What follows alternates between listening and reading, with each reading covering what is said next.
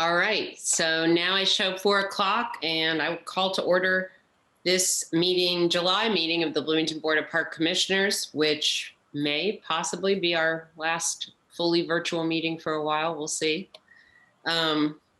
So first we'll start, please, with the roll call, Kim. Yes. Kathleen Mills. Here. Israel Herrera. Here. Ellen Rodkey. Here. And Jim Whitlatch. Here. Thank you. Okay. And then thanks also to Kim. We've had the consent calendar since last Friday. So this includes our minutes from the June meeting, claims submitted, non-reverting budget amendment, business report, little rundown of any refunds on credit cards, just 2 items of surplus, and then a few arrangements with community groups that don't involve large amounts of money or even any amount of money.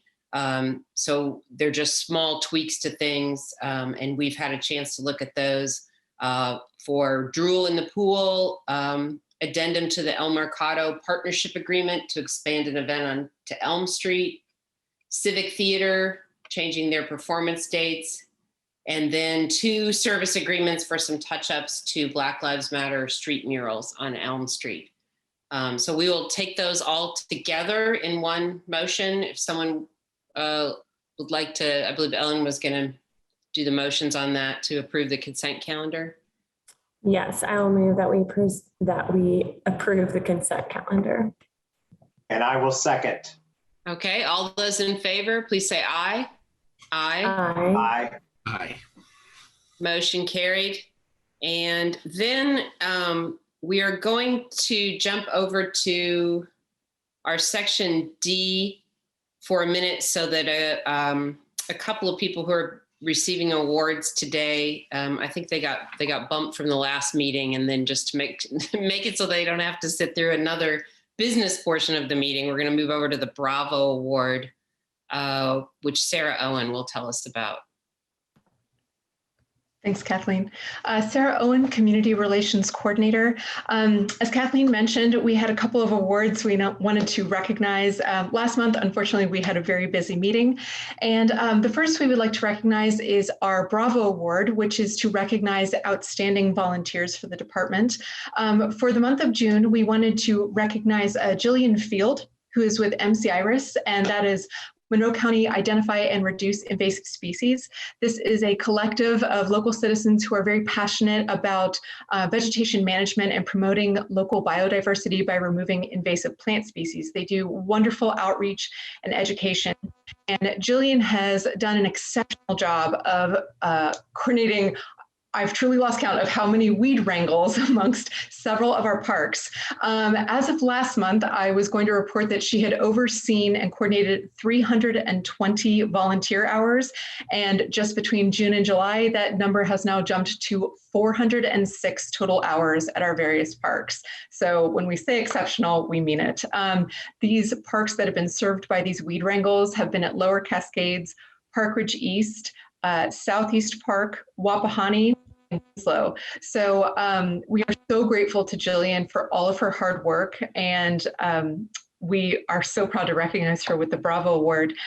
I understand that she was trying to get into the meeting today to say a few words. I don't know if she is present at the moment. Oh, she might be calling in right now, actually. I think I might see her in the waiting room, so this could be good timing. If one of our co-hosts could admit and unmute her. Jillian has been leading groups of all sizes and is so passionate about this work. We are so grateful to have her. And this is in partnership between MC Iris and Bloomington Parks and Recreation. So let me see if that is she in the waiting room. Let's see. Can we invite the 812 number to unmute? I think this may be Jillian. Jillian, is this you? Yeah. Hi, Sarah. Thank you, everybody. Thank you for the award. Wonderful. This is perfect timing if you'd like to say a few words for the board. Yes, I would. Thank you. Thank you to the board for preparing a Bravo Award for for volunteers. I'm really proud to have been nominated for the June event, June month. I do want to say thank you to Parks and Rec for providing such a great service to our community. And I want to say you're more than just recreation. You're very well placed to be huge. All right. Well, I think you might have cut out just a little at the end there, but thank you, Jillian. I mean, that's an incredible amount. 406 volunteer hours is just a staggering amount, and a lot of weeds wrangled. Yeah. That is tremendous. Thank you so much, Jillian. And the next award that we wanted to recognize would be our Parks Partner Award. And this goes to Lori Todd and Choice Realty and Management. This is with gratitude for their support, in recognition of their support for the Performing Arts Series and Movies in the Park series. Last year, Choice Realty came on board as a platinum level sponsor, and this year as a diamond sponsor. And it really is the support of generous sponsors such as Choice Realty and Management that allows us to provide the Performing Arts Series and Movies in the Park series for free to our local community members. So we have Lori Todd here today. She is the founder, owner of Choice Realty and Management. She is a lifelong Bloomington resident, and she established her business, I believe I got this correct, in 2002. So she's been a longstanding community member, and we are so grateful for her investment in parks programming. And I do believe she's here as well, if she would like to say a few words. Yes, so thank you. I am happy to be a neighbor of the parks, and I just look forward to continued partnerships in the future. So thank you very much. Thank you, Lori. It's really vital, the sponsorships, as you know, and I know just the couple of nights ago with the music in Bryan Park, I heard a funny conversation with some people. One person said, I don't know if I like this music or not. And then a couple other people chimed in and said, but we have live music again. It doesn't matter. So yeah, I mean, whether it's your favorite band or something you're just discovering for the first time, or films, it's really wonderful to have those opportunities in the parks. And thank you for being a parks partner. Thank you. All right, so then we will move back up to our section B of other business. And first up is an addendum to the contract with Marshall Security for some security services for parks and the Beeline Trail. And this was approved in the last meeting, but Tim Street is going to tell us about a small addendum. Yes, good afternoon, commissioners and everyone else. My name is Tim Street. I am the Operations and Development Division Director for Parks. I'm here tonight to recommend staff approval of a contract addendum with Marshall Security for $52,500. This is coming from CARES Act funding from the city. And as you mentioned, Kathleen, this is an addendum to the contract that was approved in June that began switchyard security overnight. This is in response to a number of incidents that have occurred lately on both the Beeline Trail and in several other, particularly what I'm calling the sort of core corridor parks around the downtown area. This contract addendum would work with Marshall Security to provide one security officer for 2 shifts. The 2 shifts would be from 7 a.m. to 3 p.m. and 3:30 p.m. to 11:30 p.m. The officers would basically operate in the same fashion as they do at Switchyard Park. They would be unarmed officers. They would act out by going out on patrol through these park areas, looking for safety issues, things like that. They use a QR code system to check in at different locations. So far, this has been very successful at Switchyard Park. We're very pleased with the job that's been done there and the reports that are generated that show not only security issues, but also other issues we may have been unaware of going on in the night sometimes, even lights being out, things like that. Additionally, after talking to Marshall Security, we think they are continue to be very well qualified for the job, both based on the fact that they've been doing a great job at Switchyard Park, and we've appreciated the security presence there.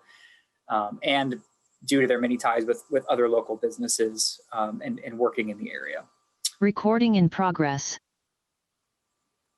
So that contract amount is based on hours between August 1st and the end of the year, December 31st, filling those shifts each day.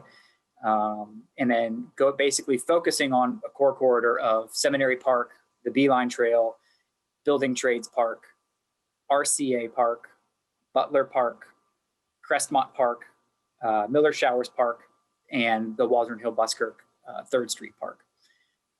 Additionally, they wouldn't be necessarily restricted to those areas if we had a certain program going on or a certain need to have security somewhere else. For example, maybe our nature club is going out to the rail trail or something like that, and you know, we wanted security to be around, or we had a particular youth program going on at Switchyard Park and we wanted security to be around for that, we could work with MSI to direct them to those places at those appropriate times. So I will stop there. I'm sure there'll be some questions that I will be happy to answer.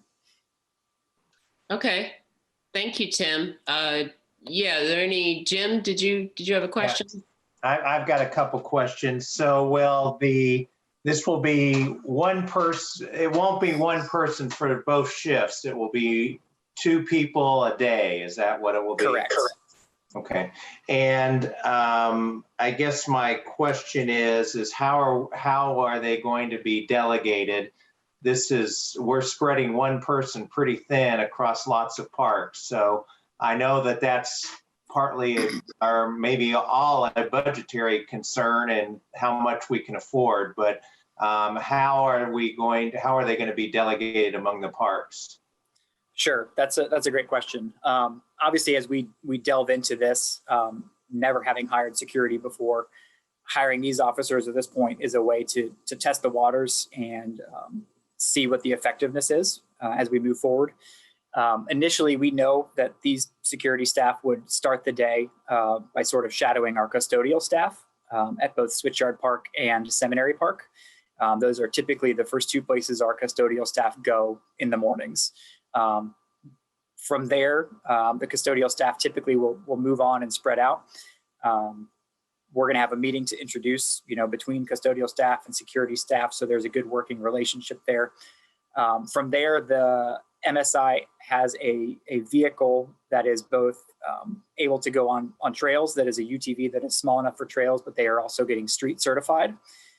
So they will, with one vehicle, be able to cover both the Beeline Trail and these other core corridor parks, as I'm calling them.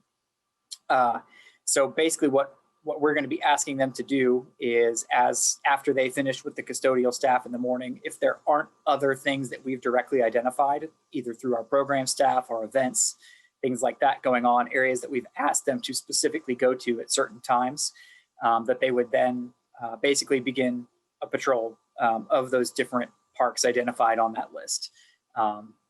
If you lay them out on a map, they actually make a pretty nice north-south loop kind of through the downtown area, as far north as Crestmont and Miller Showers, and then as far south as RCA Park. Then basically they would also be available during the day if something came up. We're working on our communication plan for, how does a park staff member that's in a certain park, report, hey, we could really have a security check over here. We're having a radio. We're working out a radio system with them wherein we'll have a radio in our operations office that staff can call the operations office, and then they in turn can relay to security staff if there's a particular need for them somewhere. And that communication plan, how does Marshall communicate with the police if they have something that requires police involvement? Do they have direct contact with somebody, or do they just dial 911 like anybody else, or what? Do you know how that works? That's a good question. I know they do have many direct contacts because Marshall does work with BPD in quite a few situations. But I believe in terms of emergency notification, it would still be a 911 call. For a non-emergency call, they may be able to use other direct contacts or call the non-emergency number. But I believe all emergencies would still route through 911. And I guess my last question, maybe comment, is I think we as a Parks Board need to continue to work with the city and the police to encourage them to be patrolling our parks. I know that we have a precinct area that we built in Switchyard Park that I think we need to encourage be used by the police. I know at one time, and this may be ancient history now, but as I recall, there were supposed to be, not necessarily related to the parks, but we had police that could be on bicycles and riding up and down the trail and things like that. So whether it's police or our security or things like that, I think we need to continue to do that, because some of the events that are happening are just not acceptable for the parks that we have to protect, not only those who want to use the parks, but also our staff. So I encourage us to continue to encourage interaction with the police, get that precinct manned, get other ways that we can patrol our parks other than or in addition to private security. So that's, I guess, a comment really at that point in time. And unless you have any update or information about any of those topics. No, BPD certainly still has primary jurisdiction in our parks and will be present in our parks to the extent that they're able. I know Paula works with Chief Dekoff quite a bit closely and has regular meetings on this topic. So Paula, I would defer to you for further comment on that. Sure. No, absolutely. We work very closely with BPD. Going this route to higher security is really to support our staff who are out in the field, both our maintenance staff, our facility staff, who in the past several months have been pulled off their routine daily tasks because they have found themselves in situations where they're having to manage behavior issues or clean up vandalism, and in some cases, see the vandalism happening in front of them. So this is has a couple of processes to it, and reasons for it is so that our staff can get back to doing what it is that they do, and that's maintaining parks and running programs and having the parks presentable for everyone to use. And extra eyes and ears, and then continual communication with BPD, who are there for those situations where our staff are trained, as is Marshall Security, that it's a situation that they need to call 911 or that non-emergency BPD number. But we are in constant communication and have asked for extra patrol when needed at certain times in that. So that communication will certainly continue, and now just bring Marshall into the fold. Okay, thank you. Thank you, Paula. I would just agree with what Jim said. I think it's somewhat, I think Paula would agree, extraordinary step for parks to have to hire private security. But, there are things that keep coming, reports that keep coming in that just simply have to be dealt with. And I think it's, I missed the June meeting where a lot of these things were hashed out. So I would just, I think, underscore too, that this is what Parks is doing for now to try to deal with some of these issues. This is not saying this is the solution forever. Perhaps that substation in Switchyard Park will be staffed by BPD at some point. Perhaps just having the security there will cut down on some of the vandalism and behaviors going forward.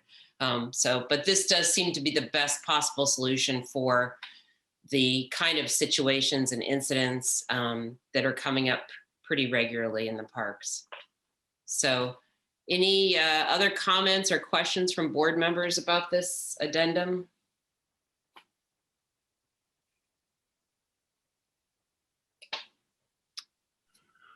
Right.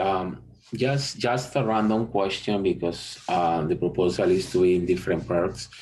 I wonder if the vandalism that parks like Switchyard and also the Seminary Park, the vandalism is quite the the same, that it's the same trend, specific object, and do we see it as a kind of just breaking the property, or some kind of way to steal specific objects for something maybe to be used in a different way?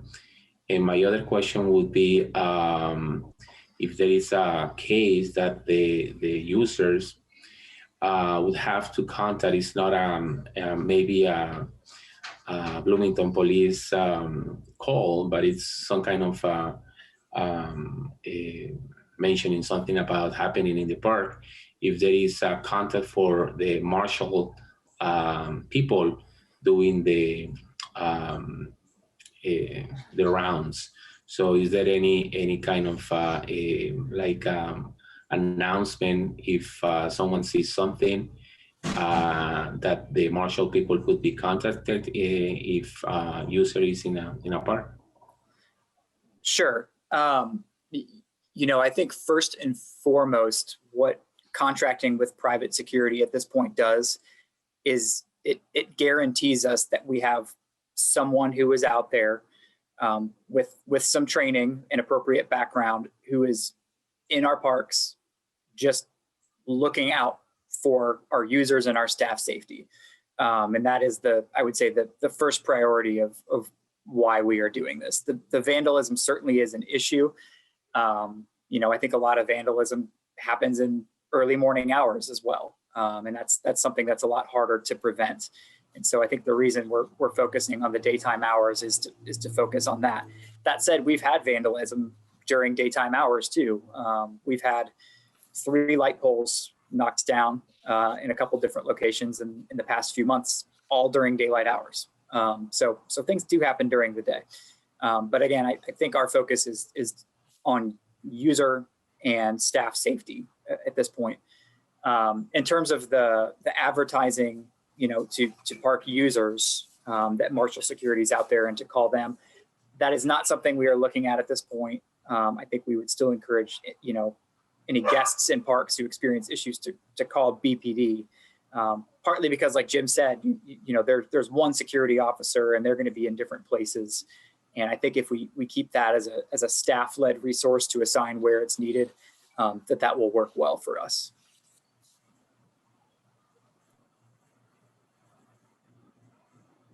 Yeah, thank you, Jim. Okay. And I just wanted to make a quick comment of just, I think that we're all in agreement that this is not a sustainable solution. I think it probably pains us all a little bit to think that we've had to take a measure like this in our parks. So I know that, like Jim, just echoing what Jim said, of kind of working towards some other solutions. And then too, I would just want to, just on behalf of, I think, all of us, make sure that, thank you, Tim and Paula, for coming up with a solution that does help protect our staff. I think it's really hard to imagine being in a place where I would feel like if I go to work, I could face a violent incident. And so, the fact that the staff have had to deal with that, I think is even part of it that really weighs heaviest on us. So thank you for that, and for making a safe environment for them.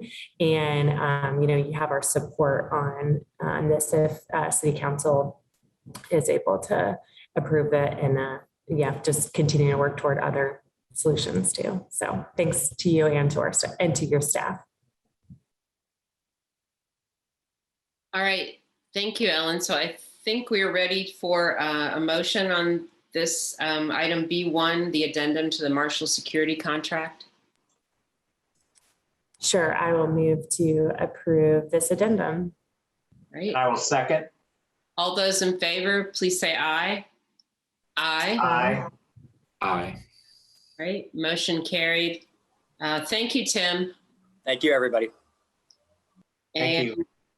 Next up, Aaron Hatch will tell us about a partnership agreement with IU for urban forestry mail-based survey.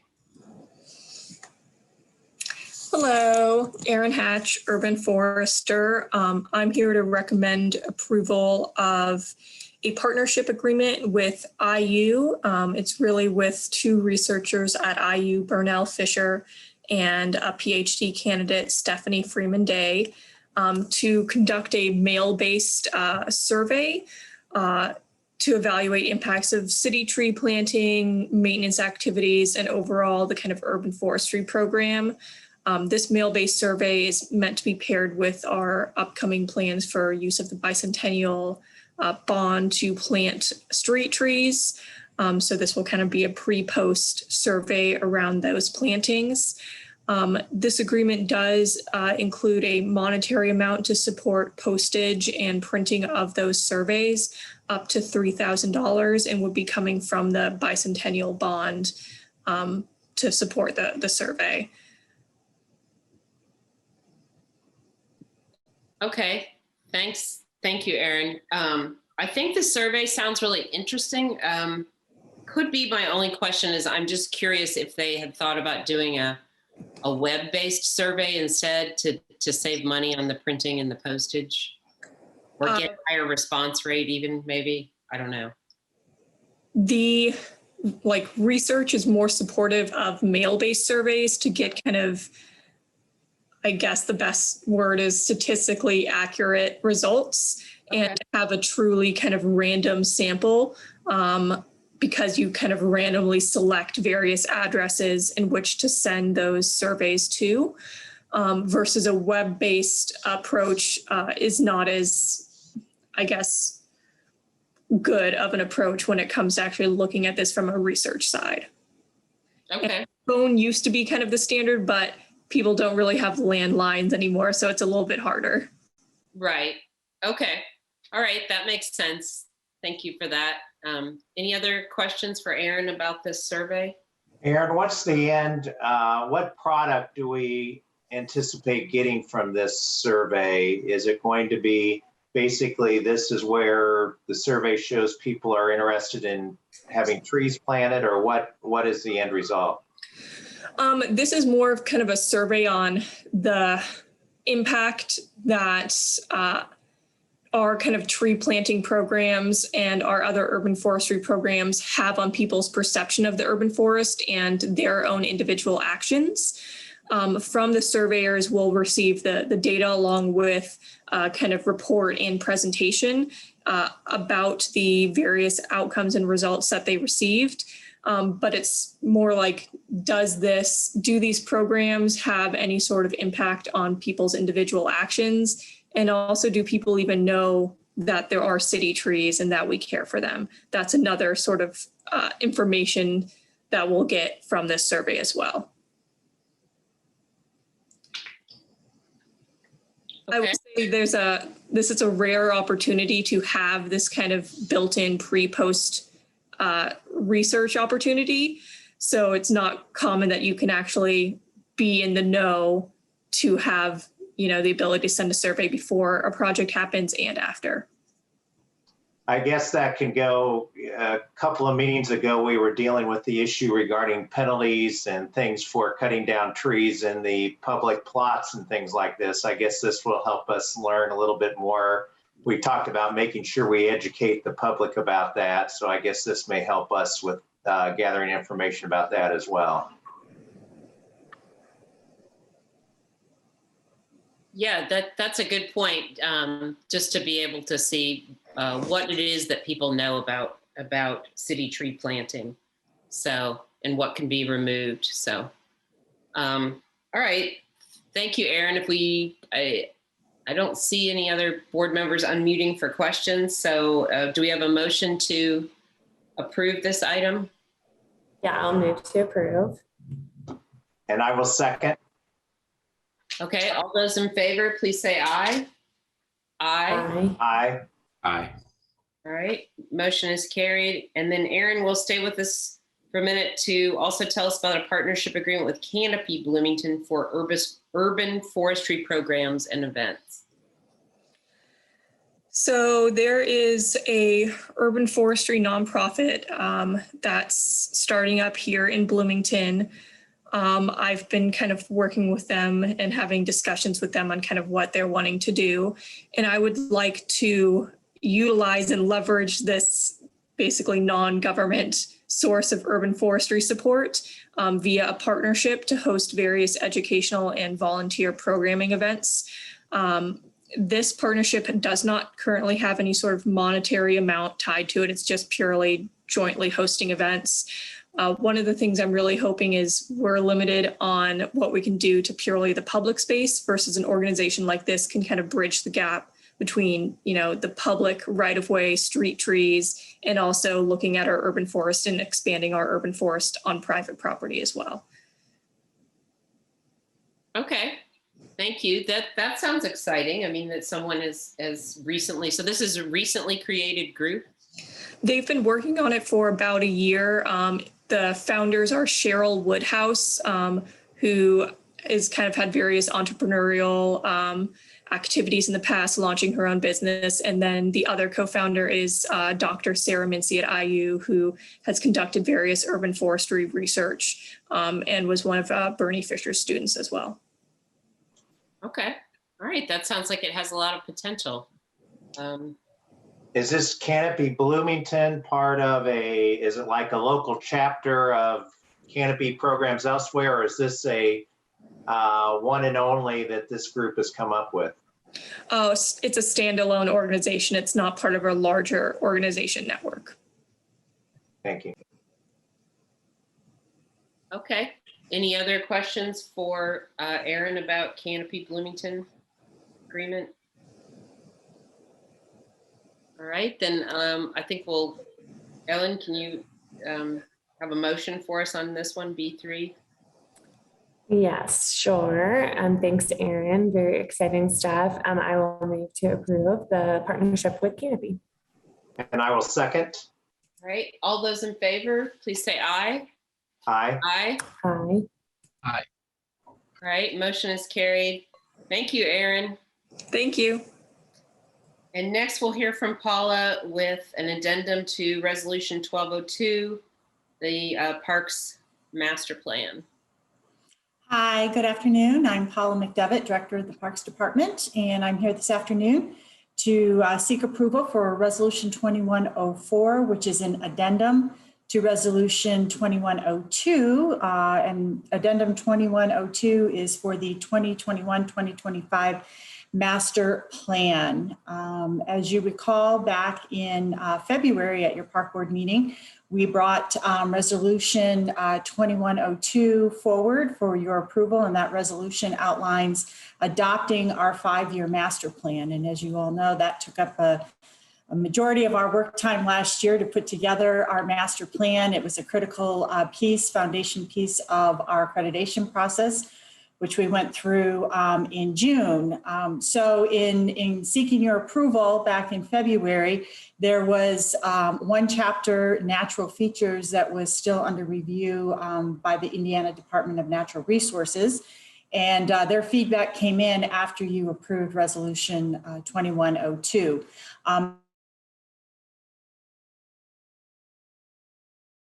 Troyer Group, who's a consulting firm that put together our master plan, and a lot of back and forth. And Indiana Department of Natural Resources just wanted a little bit more in-depth information.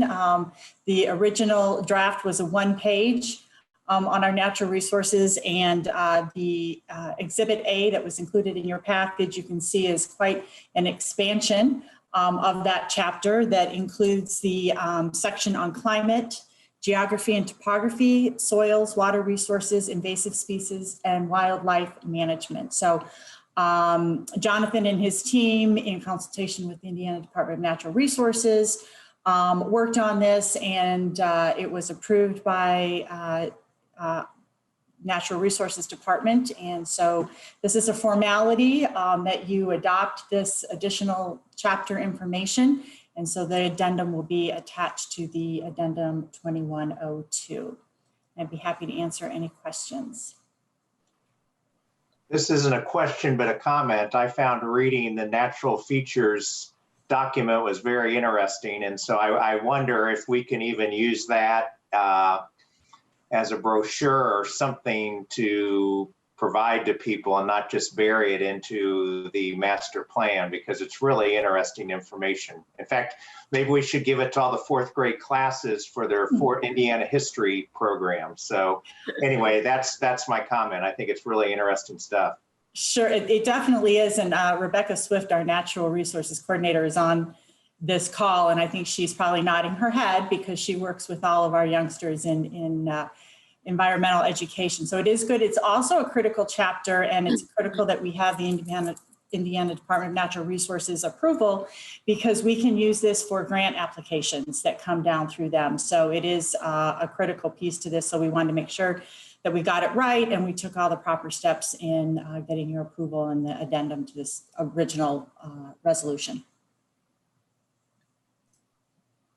My only comment on a day like today was whether we truly live in a moderate temperature zone. Well, as you can see, climate is the first paragraph, all about that. Yes. All the more to go use the splash pad at Swiss Yard Park. Yeah. Oh, sorry, go ahead. I was just going to echo that I thought it was really interesting. And I was even found myself looking up other places' rainfall after I read this, because someone had mentioned to me recently that we have more rainfall than Seattle. And I was this close to betting this person some money. I said, that can't be true. And it turns out that it is. Yeah, for reasons I won't go into. But anyway, yeah, I just thought the background was really great. So the wildlife management and water issues and all of that. So happy to have that added. I have a comment, Paula, about the background in the package, the information, because it says that the 21-04 was approved. And I don't know if it's 2102, the one that was approved, and the addendum is 21-04. Yes, a correction was emailed out this afternoon to you all because we caught that little edit. So in your email, and then as official correction in the packet, that's been corrected. So it reads Park Board approved resolution 2102 at the February 23rd meeting. So that has been corrected, but thank you for pointing that out. Thank you. Okay, if we don't have any other comments or questions, Ellen, if you could propose a motion on this one. Yep, I will move to approve the addendum. And I second. All those in favor, please say aye. Aye. Aye. Motion is carried for that addendum. Thank you, Paula. And then we will move over to Becky Higgins to tell us about a service agreement with commercial service for the Banneker Center. Thank you. Hello, everybody. Becky Higgins, Recreation Services Division Director. I'm pinch hitting today for Eric Pearson, who is out of the office. So staff recommends approval of a mid-level contract with commercial services to supply and install a 3-bay hand sink and appropriate drain in the Banneker Community Center kitchen. It is in the amount not to exceed $10,000, and the funding source for this contract will be through a current NRPA grant that we have. In 2020, we did receive an $80,000 grant from NRPA, which is National Recreation and Parks Association, to develop a nutrition hub at the Banneker Center. Part of this grant includes a garden that has been installed in the backyard or revitalized in the backyard of Banneker. And the staff hope to actually take the produce that we have grown there and bring it into the kitchen to work with community partners to provide some cooking classes and nutritional education for people in and around the Banneker Center. And in order to serve meals produced in this kitchen, a 3-bay hand, sink, and drain is required from Monroe County Health Department. This would also allow Banneker to rent that kitchen to budding entrepreneurs who need a kitchen to safely prepare items for sale. So it brings us up to be compliant with what Monroe County Health Department would like to see us have there. I'm happy to answer any questions. All right, thank you, Becky. And this is another just, I think, exciting evolution in all the wonderful things that have been happening at Banneker, and being able to get the fresh produce right in there and have people working with that and advancing their cooking skills. And that sounds great. So any other comments or questions for Becky about the sink installation? All right, Ellen, you want to? Sounds like a great use of those funds. So I will move to that we approve. Second. All those in favor, please say aye. Aye. Aye. All right, motion's Thank you. carried. Thank you, Becky. And then John Turnbull, the last item on section B, will tell us about a discount for the project school to rent Bryant Park Pool.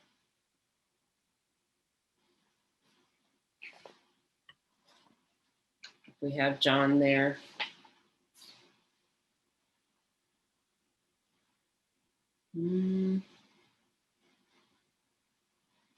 Is John Turnbull among our participants here? Let's see. I see him. He's having mic problems, it looks like. Oh, okay. Yeah, there we go. Okay.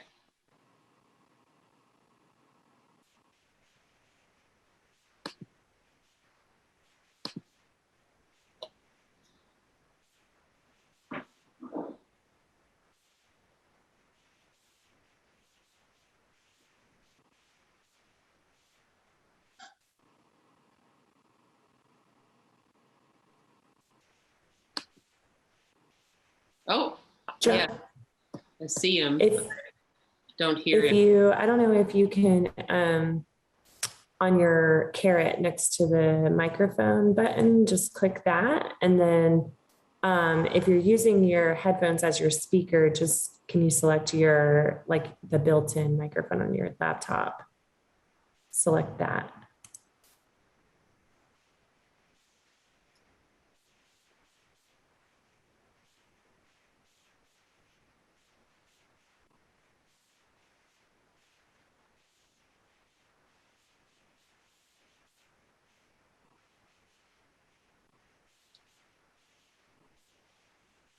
No.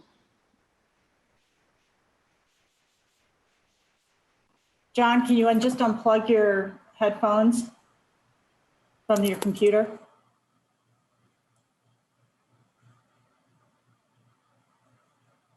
I'll go ahead and present his, his agenda item because we want to get him up and running because he has a golf report to do. And Kim, let's take his video down, and if you can work with him behind the scenes while I present this agenda item. Right. The other thing that I would suggest, John, would be just to log out and once again log in, because it has happened in other venues.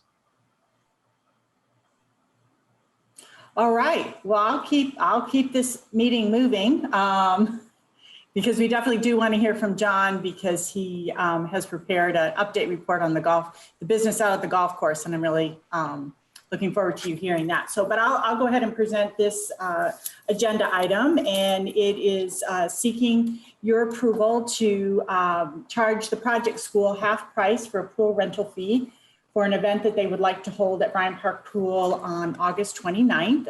As you know, we have a lease agreement with the project school, have for many, many years, and we work very well and collaboratively with them. They use the Waldron Hill Buzzkirk Park, not only for their recess, but for graduation. So there's oftentimes during the year that we collaborate and go back and forth. And so they have requested, and we would like to support their request and charge them half the rental fee for a pool rental at Bryant Park, for charging them only $325, which is essentially 1 hour. but they would get 2 hours. And of course, we would need your official approval to do that because it is charging the fee. I'd be happy to answer any questions. I don't have any problem or concern with it. I guess I just wonder how we decide who gets discounts, and also what if MCCSC came to us and they wanted a discount? So how do we do with those? Great question. Actually, we do have a partnership agreement with MCCSC. It's been forever, long time standing, and they actually get the same discount, and we discount the shelter rentals. Project School just wasn't in under that, so that we just wanted to make this formal and put them on the same agreement level as MCCSC is. Okay. Testing. Makes sense. Testing. Oh yeah, we got you. Yeah, now We got you, John, but board needs to take a vote first. Sorry. Okay, yeah, thanks to Jim for asking that. That was my question as well. So do we have any other questions about this? Right. So regarding the rental, and help me here. So when institution, in this case, a private school, rents the property, that's just for them, right? It's not like they won't pay, but it's just the venue will be just for people from the institution, correct? Correct. It's a private pool rental. So yes, I suspect it's probably a back to school event to get their the students and families together before school starts. But yeah, it's a private rental. And along the same lines with Jim, when this second hour, because I see the second hour is it's not going to be charged, correct? Correct. Just 1 hour. So these requests came from them, like for 2 hours, or is something that we normally do if we have a long relationship with the institution of giving an extra time? John, I'll let you answer that question because you've worked with them on that. Yeah, they would like it for 2 hours, and thus they would like the half price. So it was by their request. So the same thing with Jim. So if an MCCSC school or the institution would like to have the same kind of maybe 2 hours for half the price, would it be also considered, correct? Correct. Okay.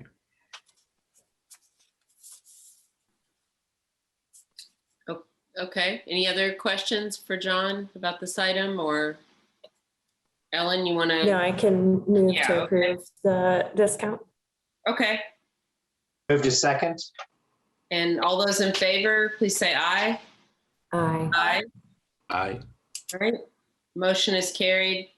And John, before you go over to the Cascades golf course update, speaking of the Bryant Park pool, I'm not personally spending any time these days in the baby pool, but I've had some people ask me why it's been closed the couple times recently. Is there like a mechanical issue or something else going on? Do you know? Or when you say the baby pool, you mean the limestone lagoon? Yeah. I'm sorry, wasn't aware that it was closed. It would probably be a chemical, getting the chemicals right issue. Okay. All right. I figured it was probably something like that. So, all right. And I hear golf business is booming. So tell us about, Cascades. Okay, Kim, if you could, I'm really sorry about that. Israel, that was a great suggestion because I think just logging out and logging back in did it. And Paula, thanks for presenting that for me. So this is a report about the Cascades Golf Course, and you are correct. The pandemic has been good for many outdoor activities, as you're aware, particularly things like walking and hiking and tennis, and particularly for the golf course. So next slide, please. That's supposed to be grass, by the way, on the side of the slide there. Just did want to highlight the facility upgrades. that have been a part of the general obligation bond through parks. That bond was a 2017 bond. The clubhouse and the banquet room was a 1.3 million project. The Pine, all 3 nines, the golf course were installed with Zoysia grass on the fairways.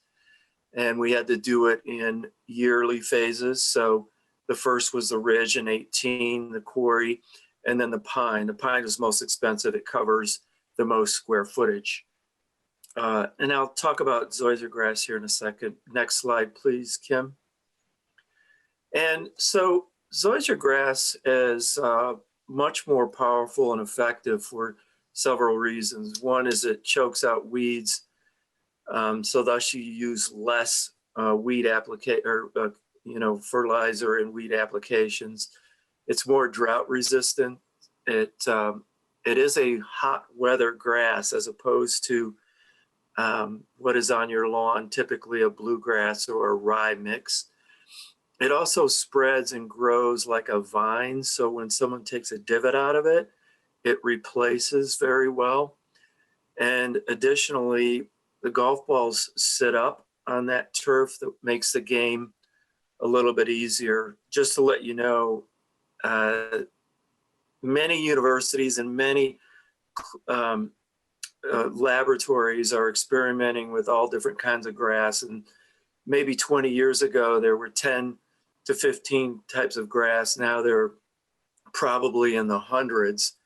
But in this climate, Zoysia typically, it works best. Now, when you get in the north side of Indianapolis and even farther north, you can't grow Zoysia because it's just not hot enough. So just kind of letting you know. Those pictures there, the first one on my left is the installation of the Zoysia grass, and then in the middle is the same fairway, but how it looks now. And you can see it's so much greener, it's so much nicer. And then the right-hand one is sort of displaying how the ball sits up on it. There's one disadvantage to Zoysia, and that is, as you'll often see if you drive along a golf course, when the soil gets under 55 degrees, it goes dormant, which means it turns brown. And some people think that there's something wrong or whatever. You can still play on it, it's okay. It's just, it's a feature of Zoysia grass that is, it just is what it is. Next slide, please. Now I want to give you some numbers to analyze. Tiger Woods turned professional in golf in 1998 or 97. I'm not sure which, but that's when golf really took off. So these are 18-hole rounds when golf was at its peak nationwide, in fact.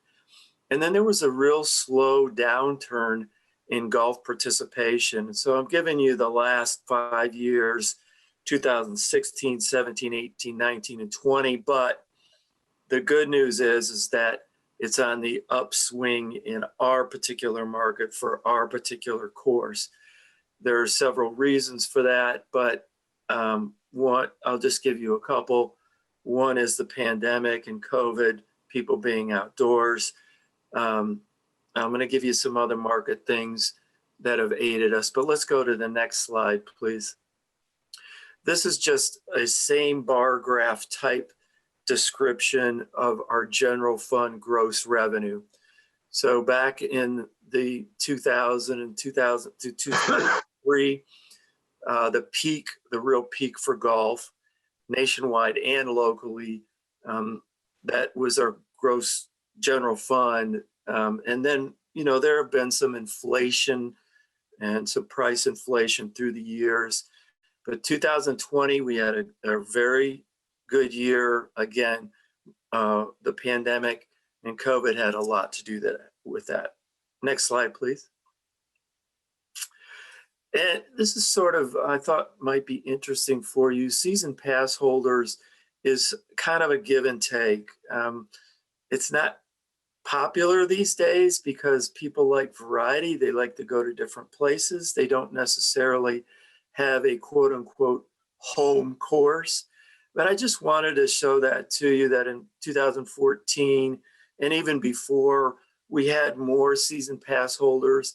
There are less season pass holders. That doesn't mean it necessarily hurts our business because quite frankly, green fees participants, they pay a higher rate and they generally, you get more revenue per round in a green fee participant. Next slide, please. I just want to give you a menu of all our programs. The tea time rounds is what I was just speaking of. That's someone that just calls up, gets a tea time, or walks in the door. We have outings, generally about 30 outings a year that we host. Some of them that we run, but a lot of them are just, they're run by another organization, but they're hosted on our course. We have several clinics, summer youth camp that was, again, aided by being outdoors and COVID. I'm sure everyone's aware of the city tournament that we have in July. We also have our banquet room rentals. Indiana University, interestingly enough, their drop-in ad classes are hosted on our course. And then we are the home course for Bloomington North and Edgewood High School, both the boys teams and the girls teams. Next slide, please. So here are some market influences for our local market. Indiana University closed in 2018 to upgrade their course. And my personal feeling is that that was probably the most significant factor in our market. They went to a high-end course. It's about $90 a round if you do a greens fee round. And that has really helped us, to be honest with you, because we are more of, just a municipal course with reasonable prices. And so Indiana University going high-end has really helped us. And, some courses did not survive the downturn in golf. Hidden Hills closed in 2020. The golf club at Eagle Point, most of you probably are aware, it has struggled. It has closed, it has opened, it has reopened after another closure. Now it's being run by the Homeowners Association. So just kind of giving you an idea of how difficult it has been for golf. Rolling Meadows has opened back up. And then the Bloomington Country Club is also a player in our market. I think that's my last slide. Checking, Kim, is it? Yeah, okay. So I'd be glad to answer any questions. One thing that Paula wanted me to mention, and I didn't give you numbers for 2021 this year, but we are off to a very good year. Our year-to-date rounds are up almost 20%, but even more importantly, our gross revenue general fund is up about 60% or $170,000. Now, I want to be cautiously optimistic because we had a very good 2020 end of year. And also weather plays a huge part in golf. As you know, I think we're at the beginning of a drought. That's usually how it happens. Kathleen was talking about rain, and we had so much rain early in the season. And now I believe, and usually what happens is we end up in a drought, pretty hot. It tends to make golf suffer a little bit. Very hot is great for pool business, not so great for golf, and vice versa. So I don't know how we'll end the year.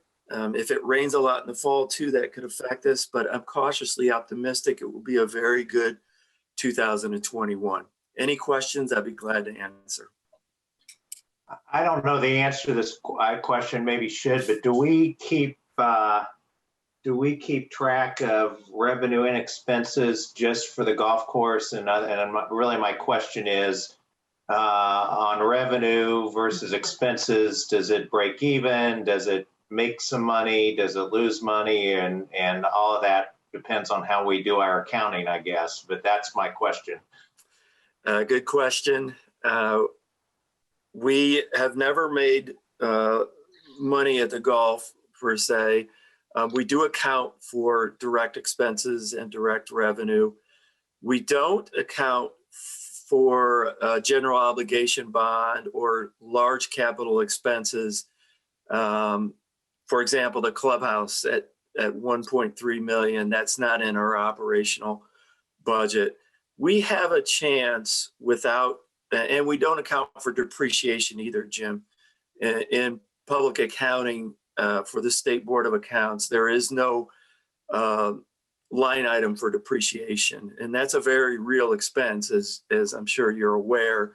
Your golf carts have wear and tear. Your machinery, particularly mowers and that, have serious wear and tear.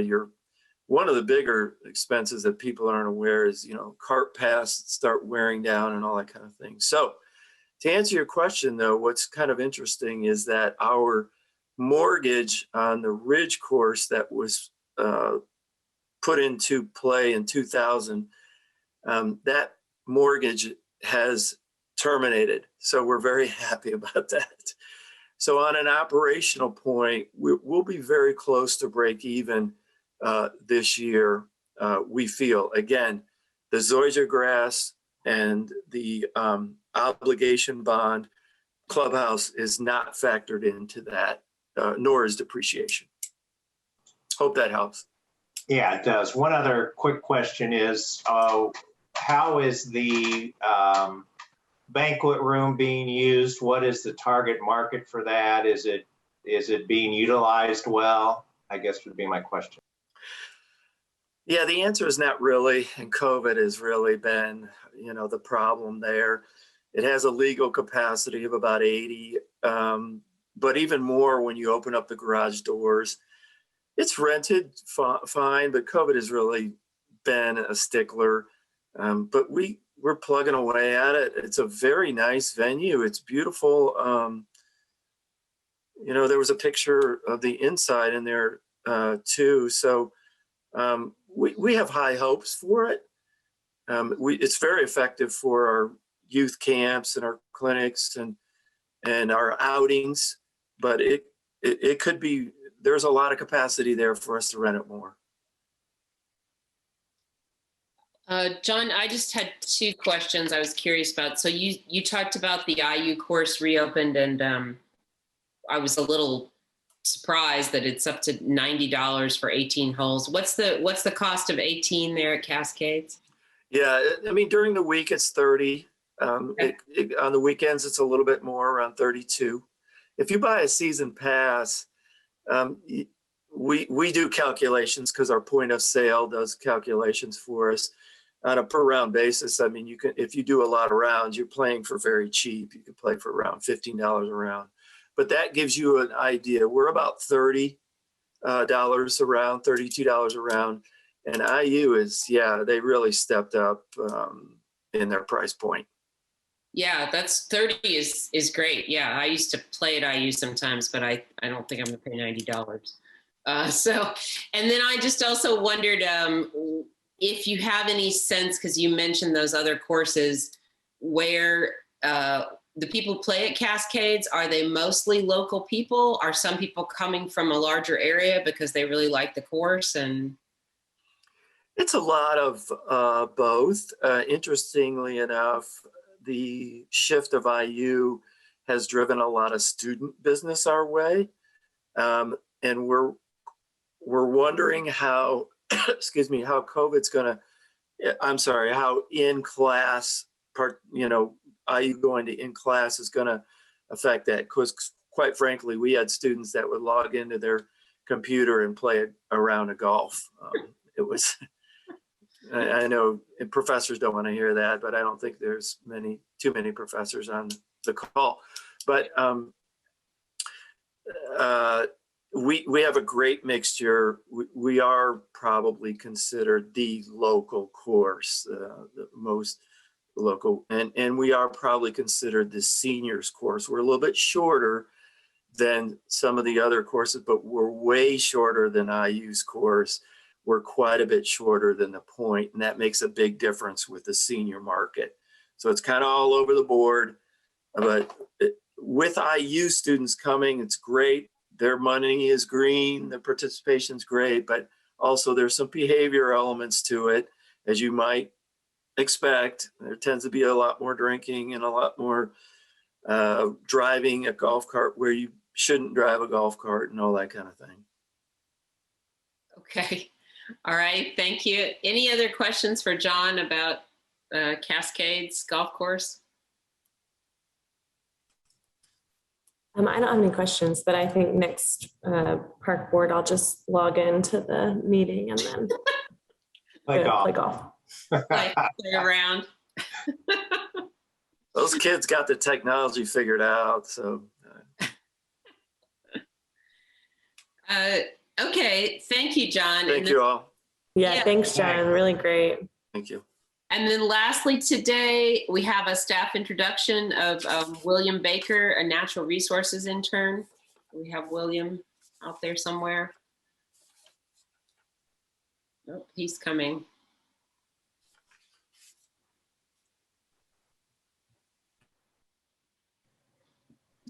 Hello, everyone. My name is William Baker. I'm a first-year master's student at the Paul H. O'Neill School of Public and Environmental Affairs at IU. I'm pursuing a master's degree in public affairs as well as environmental science. I currently hold a bachelor's of science from Arizona State University, where I majored in biochemistry, and I am a war veteran. I was a cavalry scout in the Army, where I deployed to Afghanistan in 2013. What I'm really interested in and why I sought out this internship is I am interested in the preservation and conservation of natural habitats, and I view access to natural resources as essential to the health and education of residents. In my internship, I've really come to find how many resources are provided from the city, by the city, and have really impressed by everything that the city does in the Parks and Recreation Department. All right, great. Thank you, William. It's nice to meet you, and it sounds like you bring a lot of really varied and interesting background to being an intern. So welcome to the Parks Department. Thank you very much. Welcome. And Paula Thanks, William. Sorry. Paula will just move.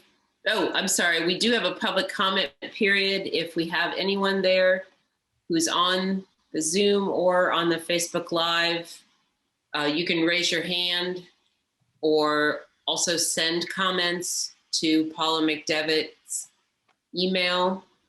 And Paula, do you want to say what your email is just in case?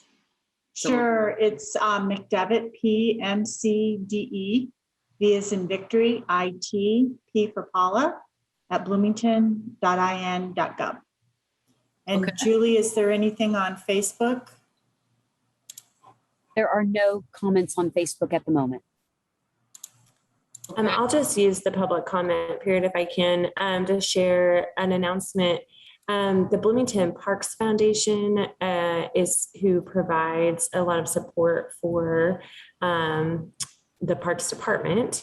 And I just wanted to make it kind of public, use the platform of the meeting to make it public that we do, the Parks Foundation offers scholarships for, I think it's mostly under 18 to participate in programming. And if there's a staff member that wants to share maybe more exact information about that and where to go, I think you can just go to the website to download an application and complete it. And just a really nice opportunity for area residents to be able to participate in some of the parks programs for kids and, receive some financial assistance there. So just wanted to bring that to you all as that came up in a recent Parks Foundation board meeting. All right, thank you very much, Ellen. Yeah, that's important to note that scholarships are out there and available. Yes, and it's Kim. I'm just going to step in real quick. I believe it's around $300 that is available for each child in the family, and that is for the full year. So if they start in the springtime and they want to do swimming, they can use part of those funds for those programs. And if there's a fall program, basketball, let's say, they can use those funds for that also. So it can be spread out throughout the year. It does have to be a program that the Parks Department puts on themselves, is one thing to remember. And they do have to be within the county, I believe. But they can just, if anyone wants to call, they can call 812-349-3700. Our customer service staff is well versed in these scholarships and will help them throughout the way on that. Okay, great. Thank you. Just as a comment, I guess, to what Ellen just said, or addition to that, some month if we ever have a lighter agenda, or we may want to plan, it seems to me that there might be some value maybe once a year or something, and maybe it happens already, to have a representative or the president of the Parks Foundation come and just tell us what they are, how they raise money, and maybe make a pitch to the general public of helping the foundation, because that's an important resource for us. So that's just a comment that we might want to think about if we're not already doing that. Absolutely. Great point, Jim. We have done that in the past from time to time, but I know Chris Quackenbush, the president of the Parks Foundation, would be happy to come and do that. And just sort of on the heels of the golf course report, a project that the ribbon was just cut on that the Parks Foundation played a key role in was a memorial bench for Jim Peterson, who was a longtime colleague of all of us in the field and that. But if you go out to the golf course by the flagpole overlooking the putting green is a beautiful memorial bench and landscaping, and that and that's the type of project that the foundation supports and ushers along, as well as the scholarship. So yes, basketball's around the corner, and Frank Southern Ice Arena is getting ready to open up with ice skating lessons. So there's lots of opportunities for scholarship programs, and Kim's staff are very versed in walking people through that process to make that happen. So thank you, Ellen and Kim, for sharing that. I'm just going to take advantage of a few minutes to just continue to plug all the great stuff that our staff are out there doing. It's hard to believe that we're in the last month of July. I drove by Byron Park Pool on my way in for this meeting, and it was really, really busy the last week before MCCSC goes back to classes. But want to encourage everyone to continue to follow us on Facebook or Instagram, or download the Outer Spatial app, because we have a lot going on. If you were at Switchyard Park this past weekend, it was going Friday, Saturday, and Sunday. Staff were turning that pavilion over in the platform area for a variety, from the arts fair to Food Truck Friday to Youth Expo and concerts and that. And this weekend is no different. We've got movie in the park on Friday night, and the Bloomington Symphony Orchestra will be out at Switchyard Park on the main stage Sunday evening, which should be just a beautiful, beautiful setting. And also very excited to announce that our new light fixture was put into place today at People's Park. So that's a good opportunity to go down to People's Park this Thursday at 4:30 for that concert and see our new light fixture, or drive by in the evening and get some ice cream and see what it looks like when it's lit. We're really excited. That was sort of the last piece to our project down there. So we continue to be really busy with programs. Kid City's in its last week, unbelievably, but our fall program guide is at the printer, so everyone can look forward to everything that we have planned for the fall. But as I said, as we wind down the pool season, Dee is busy winding up Frank Southern operations this fall, and of course basketball and all our fall activities. So staff are doing a great job out there. It's hot.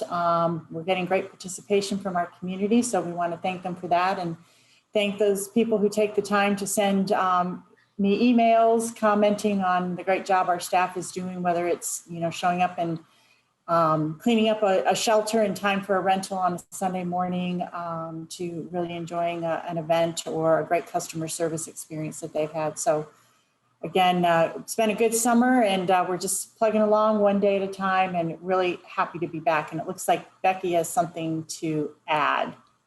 Go ahead, Becky. I just wanted to make a quick correction. Actually, the Bloomington Symphony Orchestra is August 29th, not July 29th. Sorry, I checked on that. So thank you. You're welcome. Thank you. And then just our next park board meeting is August 17th. It's a mere 3 weeks away, but it's a week early because budget hearings are that following week. So that will definitely be on your agenda for August 17th is our 2022 general fund budget request. I always present it to the board, Parks Board first, and to get your feedback in preparation for budget hearing the following week. So again, thank you for your input and your support as always. And we will talk soon. All right. Thank you very much, Paula. Thank you, board members and staff. And we'll see you. I have a comment. Oh, yes. I'm sorry. Go ahead.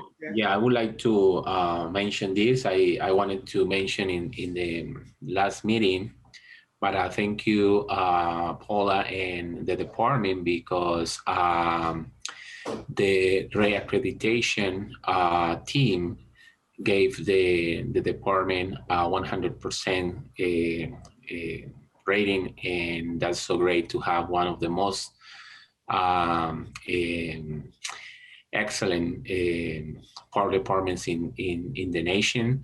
I know that there is a step that is waiting for the approval, but yeah, thank you for everything. It was so great to hear all the exceptional comments from the members in the committee, in the accreditation committee, and also receiving 100% in all the 154 items presented to the national team. Congratulations, Paula, and your department. Thank you. Thank you. And a shout out to Leslie Brinson, who's on this call, who spearheaded that effort for us. And that was a blur that happened in June. But yeah, we're really excited. Thank you very much. And we'll get the official word out in September when that is officially recognized by NRPA. But thank you very much. We appreciate it. Park Board, there is a gentleman who's on the Zoom call who has asked via Facebook to make a comment. Okay. Mr. Stout, you should now have the ability to unmute yourself and make your public comment. Yeah, can you hear me? Yes. My name's Tim Stout. I'm a lifelong resident of Bloomington. I use the Clear Creek Trail and some of the other trails, and some of the vegetation is getting growing a little bit on it. I talked to Kathleen briefly last Friday at Bryant Park, and I mentioned to her that it might be possible to ask the Boy Scouts of America or the Girl Scouts if they need to do any kind of service project or Eagle Scout project or something like that, where they could trim back the vegetation and would make it a little bit more fun to use the trail. You know, some of the branches hang down a little bit low. Some of the walnut trees drop walnuts on the trail, or they have berries and stuff like that fall down on the trail. And also some of the intersections, like at that road, you might be able to trim back some of the vegetation to make it a little bit more safe for the users, and so people that are in vehicles can see people using the trail. But I thought that the Boy Scouts or the Girl Scouts or other organizations that need service projects might be able to help out with some free help. I know that it's hard to keep track of all the vegetation on all the trails. So you might contact, the local councils or something like that. I'm an ex-Boy Scout, ex-Eagle Scout, so I know that they all need service projects to go through their ranks usually. Right. All right. Yes. Well, thank you. Thanks, Tim, for coming on to the meeting and suggesting that. And yeah, I appreciate that. And things do grow very quickly this time of year. So yeah, the one trail that goes in front of Catalan there that comes out on Patterson, it's almost grown shut there. And it's only room for like one person to get through. So, stuff like that. And I ride, like I said, I ride a stand-up bike. So I'm 6'2" regularly.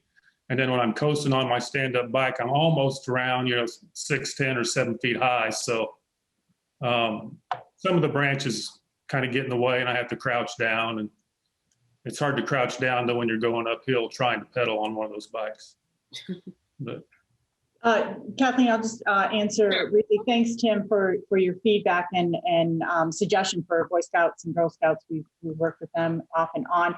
But looking at my notes from operations, they do have the week of August 9th marked to do some vegetation work and repairs along that rail trails and Clear Creek. So your feedback is very, very timely.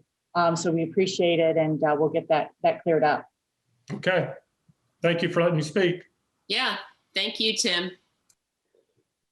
All right, any other comments or questions? All right, then I will adjourn this July meeting of the Bloomington Board of Park Commissioners, and we'll see you all August 17th.